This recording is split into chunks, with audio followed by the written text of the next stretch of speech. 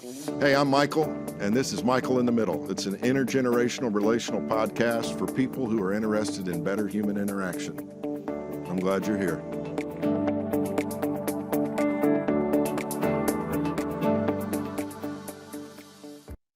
Hey, so Thanksgiving was awesome at our house. It was also exhausting in a way. We had a lot to take care of and a house full of people and lots of great food, lots of great laughs, and it was wonderful. Took time to remember my mom a little bit, especially in the anniversary of her death, and I talked about that in episode 16 with my brother last week.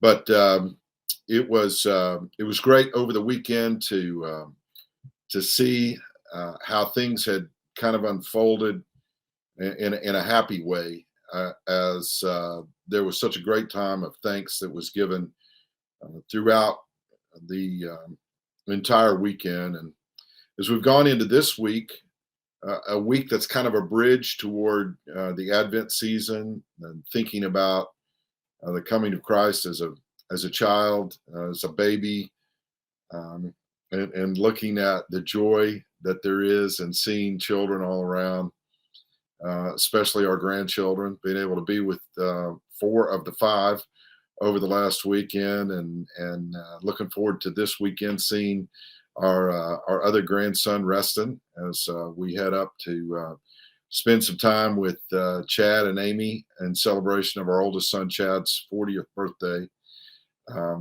It's been a great time of reflection, and it's been an opportunity for me to think about some of the things that make my heart the gladdest. And so episode 17 here will be a little bit shorter than some of the more interview-oriented formats that are typical of this podcast. But I've enjoyed flying solo every now and then and bringing you some thoughts of my own, that I hope will encourage your heart. And I'm excited about this one, especially because I was reminded of something that I wrote a few years ago. And as I have done before, I've shared some of what I've written in my blog at different times. And I think this particular week, maybe this will be an encouragement to you. So this is from a blog that I wrote a few years ago called What Makes Your Heart Sing. So some of you may remember that in 1966, a rock and roll group by the name of the Troggs had a big hit with Wild Thing. You make my heart sing. You make everything groovy. Sounds a little dated, doesn't it? But boy, what a cool song, and what a memorable line there. You make my heart sing.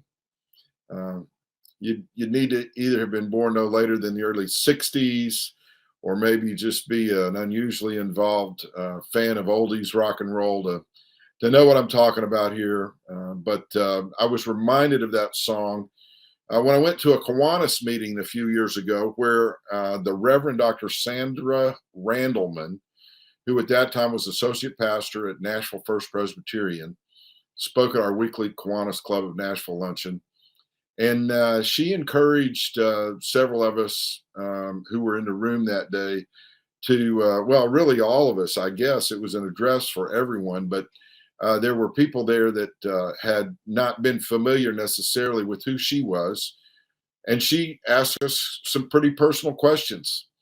And I was particularly struck by these. She said, what makes your heart sing? What makes you lose track of time? And then she said, how might your gifts intersect with the world's needs?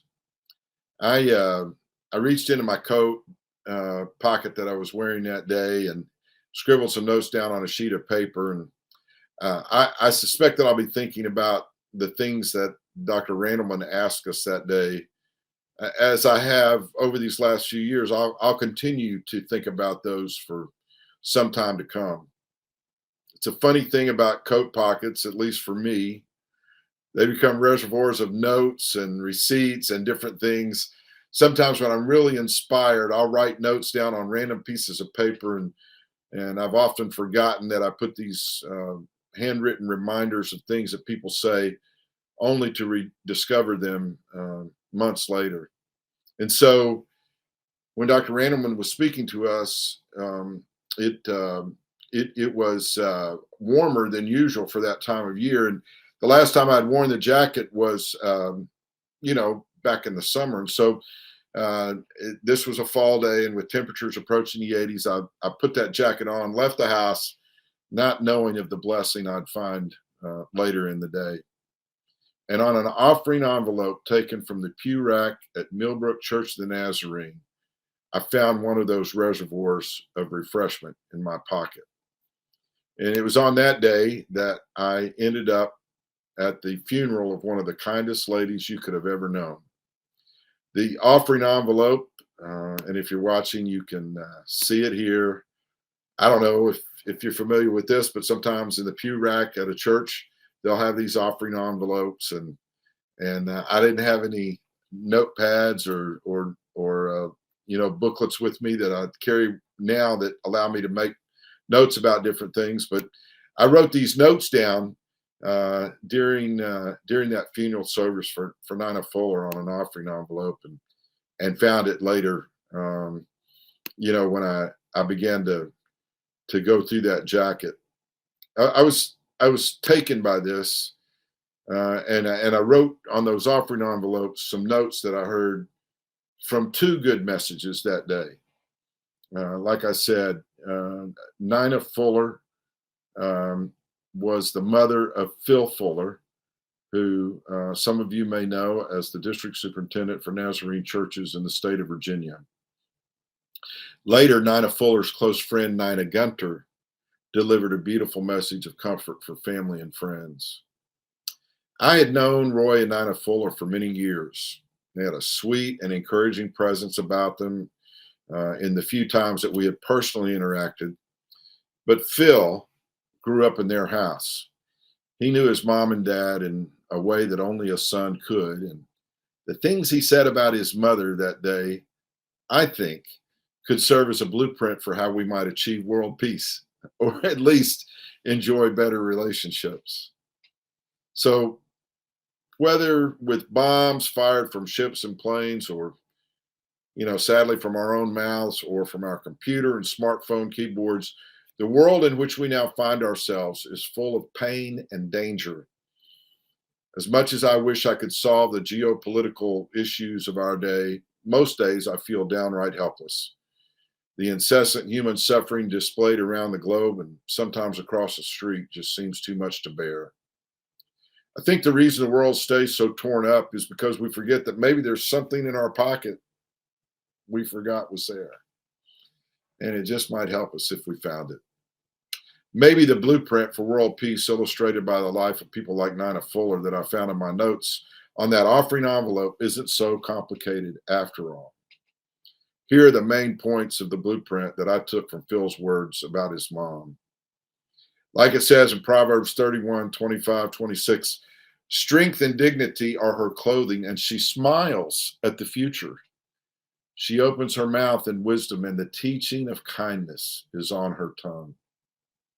Phil said, my mom seemed to say only encouraging words. It was just natural for her to see the good in people. Her eyes twinkled, her smile gleamed, which gave evidence of real joy. And then Phil said she loved God, she loved people, she loved her church, she loved her family, and she loved life. So yeah, I know it's entirely too simplistic to think we could solve all of the world's problems by emulating a sweet Southern lady's path to peace in her own life. But I guarantee you we'd all be better off if we lived that way.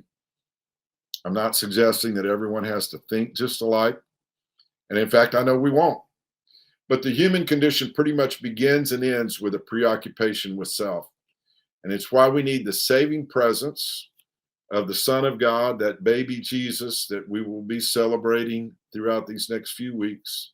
It's why we need that saving presence to show us how to lay down our lives in the most beautifully and wonderful way. I'm suggesting we could do better with God's help. I'm saying that sometimes I think we stay so torn up about things going on around the world, we don't do what we can right here at home. And I'm suggesting that even if we can't solve the global crises that abound these days, we can all say a kind word to our server at the restaurant, or the checker at Walmart or the grocery store, or the colleague at work that absolutely drives you crazy. Here's what I believe. I believe that kindness is not overrated. And a lady named Nina lived a fuller life than most because she knew that better than most. And I think that made her heart sing. So, what makes your heart sing? Could it be making life better for someone else? And if so, why not give it a shot? I have been thinking a lot about what it is that I'm trying to do through this podcast and through the things that I just try to do in a given day. And I think we all have the opportunity at this time where giving gifts is all the rage, and it's kind of what we think we're supposed to do during this time of year.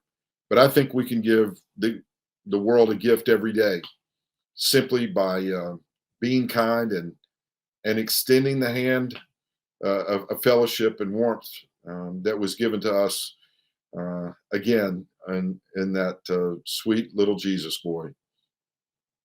I love this time of year. The whole season of Thanksgiving to Christmas to New Year's is like one big long holiday, and it can be tiring. It can get crowded in terms of schedule, and it can be too much sometimes. But I think that you can do something to make life better for the people that cross your path every day. And I'm sure doing my best to do that very thing. And I hope that as you think about where you are these days, that you'll just get in the big middle of trying to do something great for somebody else. And sometimes greatness is actually found in simplicity. It's just doing the next right thing for the next person that crosses your path. Thanks for being a part of this journey with me here on Michael in the Middle. And I hope you have an absolutely great day or night or week or month or whatever it is that you're about to experience. I hope it's way better than you're expecting, because I hope when it is, you'll pass that blessing along to somebody else. Thanks for being here.